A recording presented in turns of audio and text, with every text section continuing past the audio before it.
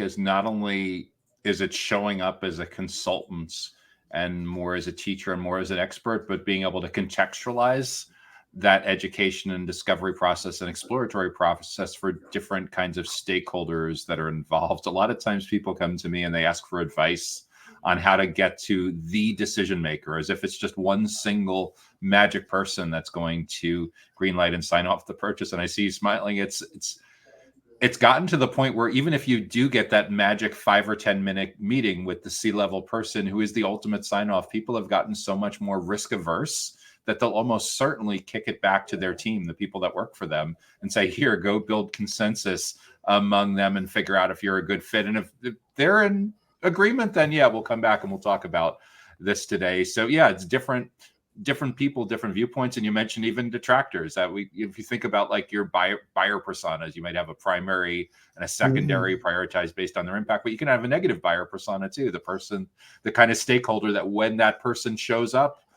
they're not on your side. So yeah, figuring these things out early on is a big part of helping to empower your internal champion and support that process going forward. Yeah, you need to obviously first of all understand your own products, your own services very well, and that's where technical background always helps. Data centers are highly complex, highly technical environments. You also need to understand obviously your customers' business extremely well. You need to understand their products, their services, their pain points. And as you mentioned, sort of data center co-location space buying decision is often a very long-term journey. You need to become part of your customer's journey. And ideally from an early stage, you not only do you need to understand their journey in their own growth, in their own rollout, with their own products and services. Ideally, you become part of their journey right from the beginning.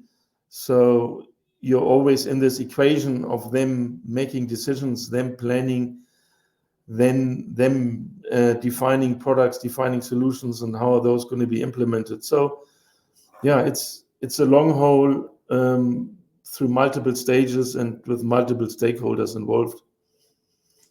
Yeah, 100% agreed. And I think this is something that has evolved and gone from a nice to have to a must have in the environment that we're in right now. If you think about a typical buyer's journey where awareness early on, they know they have a challenge or a goal they're trying to figure out, consideration kind of in the middle where they're weighing the different solution approaches and decision stage. And historically, most business development, sales development, account executives have left the early and middle stages of the journey to marketing.